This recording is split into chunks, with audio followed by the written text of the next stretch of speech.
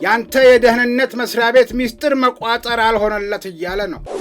ባጭር ጊዜ 4 ኪሎ ገባለው ወዳቸው ህሊናቸው የበለጠባቸው አመራሮቹ።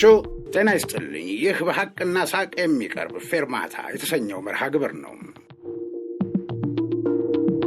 ፌርማታ ላይ ሰዎች ይገናኛሉ። የሰሙትን ያዩትን አንስተው ሐሳብ ይለዋወጣሉ። በአብሮነታቸው ትናንትን ያስታውሳሉ፣ ዛሬን ይመዘግባሉ፣ ለነገ የሚያግባባ አገራዊ ትርክት እያኖራሉ። ፌርማታ። ከካይሮ ወደ አስመራ ስልክ ተደወለ።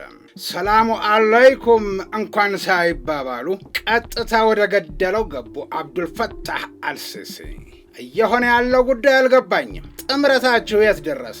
አንተ በሚገባ ሚና ይኑሩህ ተባብለን ነበር፣ አልሆነም። የምናፈሰው ገንዘብ ሥራ ላይ አልዋልም። ለማንኛውም ራይድ ልክልሃለሁ በቶሎና። እነዚህ ሰዎችን የተመለከተ የተደበቀ ጉዳይ ካለ እንነጋገርበት አሉ አብዱልፈታህ። ለምን በስልክ አናወራም አሉ አስመራ ያሉት ሰውዬ። አይሆንም፣ ያንተ የደህንነት መስሪያ ቤት ሚስጥር መቋጠር አልሆነለት እያለ ነው። በዚያ ላይ ወጪ ገቢ ጥሪዎችን ኢትዮጵያ ሳትሰልልህ ቀረችና ነው። በስልክማ አይሆንም። እንደ እቅዳችን ቢሆንማ ስንት ድል ባስመዘገብን ነበር። ለምንድነው ውጤት ያላገኘ ነው የሚለውን መፈተሽ አለብን።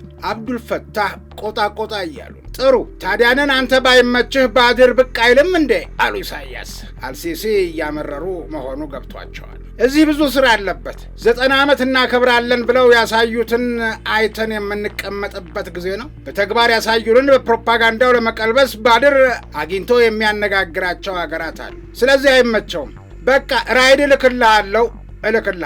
ምን ድሮም ራይድ እየላኩልን የምትመጣው? ምን አዲስ ነገር አለና ነው የምታቅማማው አሏቸው አልሲሲ ካይሮ ሆነው። ኢሳያስ በሐሳቡ ተስማምተው መቼ ብለው ሳይጠይቁ ስልኩ ተዘጋ። ራይድ ለካንስ የሚጓጓዙበትም አውሮፕላን የላቸው ኖሮ እሱን ባሽሙር ለመናገር ነው። አብዱልፈታህ። ሻዕቢያ፣ ህወሓት አንዳንድ በፋኖ ስም የሚንቀሳቀሱ የቡድን አባላትን ፊት መሪ አድርገው ጦርነት በአማራ ክልል መሬት ላይ ለማድረግ ተፈጽሞ የነበረው የጽምዶ ቃል ኪዳን ካይሮ እንዳፈሰሰችው በጀትና እንደተመኘችው እቅድ ፍጥነቱን ጠብቆ ወደፊት ሊሄድ አልቻለም። የሎጂስቲክስ ድጋፍ ከተደረገልኝ 4 ኪሎ ገባለሁ ብሎ የነበረው ወያኔ ታጣቂዎቹ ከዚህ በፊት እንደነበራቸው ልምድ መሸሽና የተቀረው ያገኘውን መዝረፍ ሥራ አድርጎታል። ታጣቂ አመራሮች ወጣቶቹን በየደረሱበት ማፈስ፣ በግድ ማስታጠቅ ጀምረዋል። ወደ አፋር ነፃ መሬት የነበረው የትግራይ ሰላም ሰራዊት ብሎ ራሱን የሚጠራው ቡድን ጥቃት ተከፍቶበት በወሰደው የአጸፋ እርምጃ እርስ በርስ ተላለቁ እያለ ራሱን ይዞ ቢጮኸው ወገን ቁጥሩን አበራክተውታል። ማይጸብሪ ከተማና አካባቢዋ የሚኖር ሕዝብ አደባባይ በመውጣት ህወሓት የከፈተውን ጦርነት በማውገዝ ሰልፍ እያደረገ ይገኛል። በጸለምት ተከዜ ግንባር በ21/05/2018 ሌሊት ለ22 አጥቢያ ሻዕቢያ 3 ክፍለ ጦር ይዤ እመጣለሁ እናንተ ቅደሙ በሚል ቃል ገብቶላቸው ነበር። ሻዕቢያን ያመኑት የህወሓት ታጣቂ አመራሮች የሚሞት የሰው ኃይልና የሚተኮስ ተተኳሽ ከኋላ እየመጣ ነው ብለው በቆረጣ ገቡ። ብዙ ሳይረቁ ብዙም ሳይተኩሱ ተመቱ። አዛዦች ወደ ሻዕቢያ ስልክ ደውለው ድጋፉ የታለ ብለው ጠየቁ። እየመጣን መኪና ተበላሽቶብን ነው፣ ለርክክብ እንዲመች ቆጠራ እያደረግን ነው እያሉ በተልካሻ ምክንያት ሳይደርሱላቸው ቀሩ። በዚሁ ግፊት በቆረጣ ገብተው ትንኮሳ ቢፈጽሙም በሰራዊቱ ዶግ አመድ መደረጋቸውና የመከላከያ ሰራዊትን ተንኩሰው የነበረ ቢሆንም እንኳን 3 ክፍለ ጦር 3 ሰው ብቅም ሳይልላቸው ቀረ። የማታ ማታ ጭራሽ ስልካቸውን አጠፉ ብለው የአርሚ አዛዦች ቅሬታ ለነ ሞንጆሪኖ አስታወቁ። በዚህም ድርጊታቸው ከፍተኛ አመራሮቹ ቀደም ሲል የትግራይ ህዝብ በዚህኛው ጦርነት እንደማይደግፈን መተማመን ላይ ደርሰን ሻዕቢያ የመሳሪያ ብቻ ሳይሆን የሰው ኃይል ድጋፍ ጭምር እንዲያደርግ ተስማምተን የነበርነውን ቃሉን እያጠፈ ነው ማለት ነው በሚል ጭንቀት ውስጥ እንደገቡና ታጣቂው ወደ ኋላ ፈግፍጎ ምሽግ ውስጥ እንዲገባ ጊዜያዊ መመሪያ መስጠታቸው ከውስጥ አዋቂዎች ተሰምቷል። ምሽግ ከመግባት ትዕዛዝ የተሰጠው ታጣቂ በካበተው ሰፊ ልምድ ባላማጣ ከተማ ዝርፊያ እየዘረፈ አዳሩን የሚችለውን ያክል ሙልጭ ማድረጉን የተመለከቱ አቤት ፍጥነቱ ብለውታል። የትግራይ ሰላም ኃይል ብሎ ራሱን የሚጠራው ኃይል በደቡብ ምስራቅ ትግራይ ገዥ ወታደራዊ ቦታዎችን መቆጣጠሩና ከትናንት እኩለ ሌሊት ጀምሮ ወደ ትግራይ ግዛቶች ያሰማራቸው 3 ክፍለ ጦሮች በደቡብ ምስራቅ ትግራይ ወሳኝ የሚባሉ ቁልፍ ቦታዎችን መቆጣጠራቸው ለሻዕቢያ ሲነገረው በአፋር አዋሳኝ በኩል በሩን ጠብቁ ብሎ ዋርዲያ አሰማርቷል አሉ። ቲፒኤፍ በተቆጣጠራቸው የደቡብ ምስራቅ ይዞታዎቹ ለውጥ ፈላጊ የትግራይ ወጣቶች በብዛት እየተቀላቀሉት የህዝብ ደጀኑን እያጠናከረ ሲሆን ወደ ማዕከላዊ ትግራይ የሚያደርገውን እንቅስቃሴ በቀጣይ ቀናት አጠናክሮ እንደሚቀጥል በውስጡ የሚገኙ ከሆዳቸው ህሊናቸው የበለጠባቸው አመራሮቹ ተናግረዋል። ሰሞነኛውን የህወሓት ትንኮሳ በመቃወም በርካታ ታጣቂ ከነመሳሪያው እየከዳ እንደሚገኝም የውስጥ ምንጮች እያረጋገጡ ነው። በጸለምት ወረዳ የሚንቀሳቀሰው የህወሓት ታጣቂ ቡድን አርሚ 11 ኮር አዛዥ ኮሎኔል ጋይም ሽሻይ ከትንኮሳው በኋላ ቡድኑ ከነበረበት ወደ ኋላ ለመውጣት የተንቀሳቀሰ ቢሆንም በርካታ ታጣቂ ትጥቅ ጥሎ አንዳንዶች ደግሞ ይዘው እየጠፉ ስለመሆኑ ለአርሚው ዘመቻ ኃላፊ ኮሎኔል ሚዛን ገብረ ጊዮርጊስ ማሳወቁና ኮሎኔል ሚዛን በበኩሉ የታጣቂ መክዳት በሁሉም ክፍለ ጦሮች የሚታይ ቢሆንም በአርሚ 11 ወልቃይትና ደደቢት ክፍለ ጦሮች ላይ ግን ከፍተኛ መሆኑን ጠቁሞ አንድ ከተማ ላይ ታጣቂውን እንዲሰበስቧቸውና እንዲያደራጇቸው ትዕዛዝ ሰጥቷል። በተያያዘ መረጃ በምዕራብና ደቡብ ግንባሮች ግጭት መከሰቱን ተከትሎ የአርሚ 11 50 22 24 35 እና 44 አካል የሆኑ ታጣቂዎች ከነትጥቅ ጭምር የመጥፋት ሁኔታዎች እየተስተዋለባቸው እንደሚገኝም ተረጋግጧል። ለአብነት ያህልም ጥር 21 2018 ማምሻውን የጥር 22 ጀንበር ስትገባ በድምሩ 167 ታጣቂዎች መጥፋታቸው ተሰማ። እንግዲህ እችለዋለሁ፣ እሞክረዋለሁ፣ በአጭር ጊዜ 4 ኪሎ ገባለሁ ብሎ ተመኝቶ መንገድ የጀመረው ህወሓት የቀኝ እግሩን አነስቶ የግራ እግሩን ሳያስከትል እንዲህ እየሆነ ነው። እንግዲህ ወዲህ ማዶ ነው። መቼ ይሆን ጦርነት በቃኝ የሚለው? እንደው እስከ መቼ ይሆን ወጣቱ ያለቀው የነርሱ ልጆች በምቾት ውስጥ የሚኖሩት እያልኩ ወደ ወዳጄ ዘንድ ለመሄድ አውቶቡስ ፍለጋ ወደ ፌርማታ አመራሁ። በፌርማታው ላይ አንድ የድሮ የሥራ ባልደረባዬን አገኘሁትና የናፍቆታችንን ሰላምታ ተለዋወጥን። ወዲያው የእጅ ስልኩ ጮኸ። ደዋዩ ማን እንደሆነ አየውና እንደው ስንጠፋፋም ስንገናኝ እንደው አንዴ ነው። አቤት አቤት አቤት፣ ይሄ ደግሞ በስንት ጊዜው ደወለ አለና ሃሎ አለው። ይህ የድሮ የሥራ ባልደረባዬ ጠንቃቃ፣ ሁኔታዎችን በጥንቃቄ የሚመለከት የማይቸኩል ነው። በኋላ ሲነግረኝ ደዋዩ ለሆነውም ላልሆነውም ምክር የሚጠይቅ እንዴት ላደርገው የሚል እጠየቅ ይሆን እያለ የሚፈራው ባልደረባችን መሆኑን ነገረኝ። እና ጣሂር መሐመድ የተባለ ፖለቲከኛ የጻፈውን ጽሑፍ በተመለከተ እንዴት ሊጠቀምበት እንደሚችል ማማከር ፈልጎ ነው የደወለለት።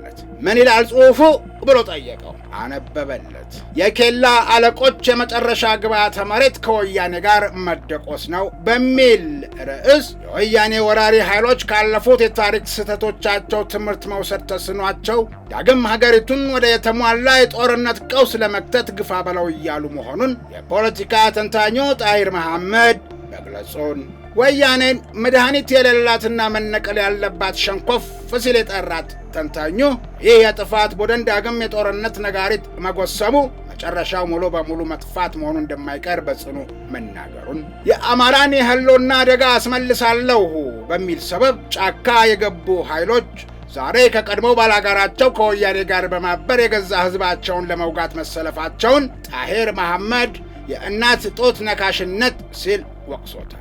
እነዚህ ቡድኖች ከዚህ ቀደም ከኬላ አለቅነት የዘለለ ተግባራዊ ለውጥ ሳያመጡ የቆዩ ቢሆንም አሁን ላይ ግን በላኪ አለቆቻቸው አማካኝነት የመንገድ መሪነት ሚና ተሰጥቷቸው ለጥፋት መሰለፋቸውንና መፍትሄውም ከነጌቶቻቸው አብሮ መደቆስ መሆኑን ተንታኙ ጠቁሟል። በወልቃይትና በሌሎች የማንነት ጥያቄዎች ዙሪያ ድርድር አለ የሚሉ በመሃል ሰፋሪነት የሚንቀሳቀሱ ወገኖችን ጣሂር የጠፋውን ዕቃ ከሰረቀው ሌባ ጋር አብሮ ለመፈለግ የሚሞክሩ የዋሃን ሲል አጣጥሏቸዋል። በተለይም 4 ኪሎ ስንገባ የወልቃይት ጉዳይ ይፈታል የሚሉ አካላት ወያኔ ስልጣን አስረክቦ በሰላም ወደ ገዳም የሚገባ ይመስል የሚያሳዩት የፖለቲካ ብስለት ማነስና ቅዠት ለትችት የሚዳርግ መሆኑን ገልጿል። አሁን የሚታየው እንቅስቃሴ በግብጽ ተልዕኮ ሰጭነት በሻዕቢያ አዝማችነትና በወያኔ ፊት አውራሪነት የሚመራ የተቀናጀ ሀገር የማፍረስ ዘመቻ መሆኑን ተንታኙ አስገንዝቧል። ይህንን የጥፋት ሴራ ቆሞ የሚመለከት የለም ያለው ጣሂር መሐመድ የተወናበዱ ወገኖች በጊዜ መስመራቸውን እንዲያጠሩና ከጥፋት ኃይሎች ጎን መሰለፍ የሚያስከትለውን ታሪክ ተጠያቂነት እንዲገነዘቡ በማሳሰብ አጠቃሏል አለው። አቶ ጣሂር ይህንን ሲል ቀደም ሲል በአንድ ፓርቲዎች ውስጥ አብረው የነበሩ ባልደረባው ፖለቲከኛ ጋሻው መርሻ ፋኖ ማለት የኬላ ዘብ ነው፣ ከወያኔ ጋር አብሮ ይወቀጣል፣ ፋኖ ከወያኔ ጋር አብረው ተሰልፈናል በማለት ከሰዋል። ውጤቱንም አብረን የምናየው ሆኖ ከኑግ ጋር የተገኘ ሰሊጥ እንደምትሆኑ ግን ወንድማዊ ምክሬን ከወዲሁ እነግራቸዋለሁ የሚል ጽሑፍ ማሰራጨቱን ጨመረለት። ይህንንም ሙሉውን አንብብልኝ አለው። የትግራይ ኃይል አሁንም ለሌላ ዙር ጥፋት፣ ለሌላ ዙር ሞት፣ ለሌላ ዙር መቆራቆዝ እየተፍጨረጨረ ይገኛል። በቀጥታ ወረራ ከማድረግ እስከ አማጺ ማደራጀትና ማስታጠቅ፣ ከፕሮፓጋንዳ ዘመቻ እስከ ታሪካዊ ጠላቶች ተወካይነት ሁሉንም አይነት ጥፋት ደግሶ ያለ የሌለ ኃይሉን ለመጠቀም እየሰራ ይገኛል። ይሄ ኃይል አቅሙን አያውቅም፣ ቢያውቅም አይጠነቀቅም። ከተደጋጋሚ ሽንፈትና መውደቅ እንኳን ዋ አብሎ አይማርም። ከሻዕቢያና ግብጽ በሚጣልለት ዳረጎት የደለበው ይሄው የወንጀለኞች ስብስብ ለሌላ ዙር ጥፋት ድግሱን ጨርሶ ጉዞ ጀምሯል። በእውነት እነዚህ ሰዎች መቼ አደብ እንደሚገዙ ፈጣሪ ይወቀው። ለአንድ የወንጀል ቡድን ተብሎ ስንት እናቶች ያልቅሱ፣ ስንት ደም ይገበር፣ ስንት ሕፃናት ያለ ወላጅ ይቁ፣ ስንት ወገኖቻችን የአካል ጉዳት ያስተናግዱ። ማለቂያ የሌለው ቁልቁለት። ይኸው የወንጀል ቡድን በሰሜን ጎንደር ጠለምት አካባቢ ተደጋጋሚ ትንኮሳ እያካሄደ ይገኛል። ለጊዜው የሀገር ኩራት የሆነው የመከላከያ ሰራዊት ከአማራ ክልል ጥምር ጦር ጋር በመሰባጠር ተገቢውን ምታቅምሰው መልሰውታል። ነገም ከነገ ወዲያም ተመሳሳዩ ይሆናል። ገላጋይ ያጣው የተላላኪ ቡድን ግብፅን በጀርባው አዝሎ ሻዕቢያን ከናሮጌ ታንኳው አስከትሎ ለመዝመት ጓዙን አዘጋጅቷል። የሻዕቢያ አሮጌ ታንክና አሮጌ ሚግ 21 የትም የማያደርስ እንደሆነ ቢታወቅም የብዙ ወገኖቻችን ሕይወት መቅጠፉ ግን የማይቀር ይሆናል። በእጅጉም ያሳዝናል። ሻዕቢያና ወያኔ ላይ መንግስት ተገቢውን ሁሉ ትዕግስት አሳይቷል። ከዚህ በኋላ ግን ማጣፊያው የሚያጥራችሁ መሆኑን ለማወቅ የፖለቲካ ነብይ መሆንን አይጠይቅም። እስከ አፍንጫው ድረስ ዘመናዊ የጦር መሳሪያ ከታጠቀ ኃይል ጋር ትጋፈጣለህ። ያኔ አንተን አያድርገኝ። በዚህ አጋጣሚ ከዚህ በፊት የተሰሩት ስህተቶች ሁሉ ይታረማሉ። የእኛዎቹ የኬላ ዘቦች ሻዕቢያና ወያኔ ጋር አብረን ተሰልፈናል ብለዋል። ውጤቱን አብረን የምናየው ሆኖ ከኑግ ጋር የተገኘ ሰሊጥ እንደምትሆኑ ግን ወንድማዊ ምክሬን ከወዲሁ ነግራቸዋለሁ ሲሉ ፖለቲከኛው ጽሑፋቸውን አጠናቀዋል አለው። ወዳጄም የፖለቲከኞቹን ጽሑፍ አዳመጠና ሰዎቹ ፖለቲከኞች ናቸው፣ ያወገዟቸውንም የእጃቸውን መዳፍ ያህል የሚያውቋቸው ናቸውና ስለ እነርሱ ምስክር ከኛ ወዲያ ማን ይመጣል የሚል ርዕስ ስጠውና ፖለቲከኞቹና ወቅታዊ ሁኔታ በሚለው አምድ ስር አስነብበው ብሎት አትጥፋ ተባብለው ስልኩን ዘጋ። እርሱ ይህንን በስልኩ እስከሚያወራ የታመኑ የዜና ገጾችን እኔም ከስልኬ ላይ ፈልጌ እያነበብኩ ነበር እዚያው ፌርማታ ላይ። በጣም ያስደነቀኝ ታላቁ የኢትዮጵያ ህዳሴ ግድብ በአፍሪካ የንግድ ምክር ቤት የ2026 የዓመቱ የኢንዱስትሪ ኢነርጂ ፕሮጀክት ተብሎ ተመረጠ የሚለው ዜና ነው። የእውቅና ስነ ስርዓቱ ጥር 21 ቀን 2018 ዓ.ም ማታ በጋና አክራ ከፕሬሰንሲ ጎልድ ኮስት ሆቴል ተካሂዷል። እውቅናው የታላቁ ህዳሴ ግድብ አህጉራዊ ፋይዳ ያለው ታላቅ ኢንዱስትሪ ኢነርጂ ፕሮጀክት መሆኑን ለመመስከር ያለመ ነው። የእውቅና ሽልማቱን የኢትዮጵያ ኤሌክትሪክ ኃይልን በመወከል በጋና የኢትዮጵያ ኤምባሲ ተጠባባቂ የሚስዮን መሪ የሆኑት አምባሳደር ዶክተር አሳያ አለማየሁ ተቀብለዋል። በእውቅና ሽልማቱ ፕሮግራም ላይ የተለያዩ ሀገራት መሪዎች፣ ሚኒስትሮች፣ የተለያዩ ኢንዱስትሪዎችና ተቋማት ኃላፊዎች፣ አምባሳደሮችና ታዋቂ ሰዎች ተገኝተዋል። በአፍሪካ የንግድ ምክር ቤት የአፍሪካ የንግድ ሽልማት ዳይሬክተር መሐሙድ ሀያቱ እንደገለጹት ምክር ቤቱ ፕሮጀክቱን ለመሸለም የወሰነው ግድቡ ለአፍሪካ የኢንዱስትሪ ሽግግር ለቀጠናዊ የንግድና የኤሌክትሪክ ትስስር እያበረከተ ያለውን የጎላ አስተዋጽኦና የፕሮጀክት አመራር ሚና እውቅና ለመስጠት ነው። ግድቡ በኃይል ማመንጨት አቅምና ዋስትና እንዲሁም በረጅም ጊዜ የኢንዱስትሪ ሽግግር ላይ የተደረገ ትልቅ ኢንቨስትመንት መሆኑን ዳይሬክተሩ ተናግረዋል። ግድቡ ለከፍተኛ ማኒፋክቸሪንግ፣ ለግብርና ማቀነባበሪያና ለኢንዱስትሪ የእሴት ሰንሰለቶች መሰረት የጣለ መሆኑን የጠቆሙት ሚስተር መሐሙድ ለቀጠናዊ የኃይል ትስስርና ለዘላቂ ኢኮኖሚያዊ ልማት ከፍተኛ አስተዋጽኦ እንደሚያበረክት ተናግረዋል። እንደ ዳይሬክተሩ ገለጻ እውቅናው በአፍሪካ ንግድ ሽልማት ቋሚ ተቋማዊ መዝገብ ላይ የሚሰፍር ይሆናል።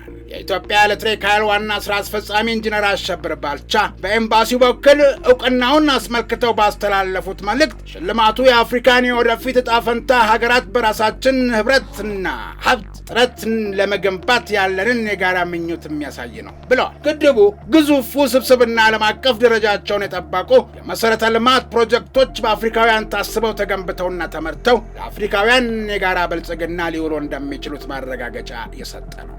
ፕሮጀክቱ ኢትዮጵያ ወደ አረንጓዴ ኤነርጂ የመር ልማት ጎዳና የምታደርገውን ስልታዊ ሽግግር የሚያሳይ ሕያው ምስክር ነው ብለዋል ዋና ስራ አስፈጻሚው በመልእክታቸው። ኢትዮጵያ ታዳሽ የውሃ ኃይልን በመጠቀም ኢኮኖሚያዊ እድገት፣ የኢንዱስትሪ መስፋፋት እና የአካባቢ ጥበቃ ተደጋግፈው የሚሄዱ ጉዳዮች መሆናቸውን እያስመሰከረች እንደምትገኝ አብራርተው ግድቡ በአሁኑ ወቅት ፋብሪካዎችን በማንቀሳቀስ የዲጂታል ሽግግርን በማገዝና በምስራቅ አፍሪካ የኃይል ገንዳ በኩል ድንበር ተሻጋሪ የኃይል ትስስርን በማጠናከር እንደ አህጉራዊ የኃይል ማዕከል እያገለገለ መሆኑን ጠቅሰዋል። አጃኢብ አትልም ወዳጄ። ሃሎ ኢትዮጵያን ለማስጨነቅ ዙሪያ ገባውን ለማጠር ከካይሮ አስመራ፣ ከአስመራ ጅቡቲ፣ ከጅቡቲ መቃዲሾ ስልክ የምትደውሉ ሃሎ ይሰማል? አንዳንዴ ኔትወርክ ካለ ሀገሬ ሰው ሃሎ ካይሮ ይሰማል? ይኸው ነው ወዳጄ። እማማ ደርባባዋ እምዬ ኢትዮጵያ ስራ ላይ ናት የምልህ በምክንያት ነው። አበቃው።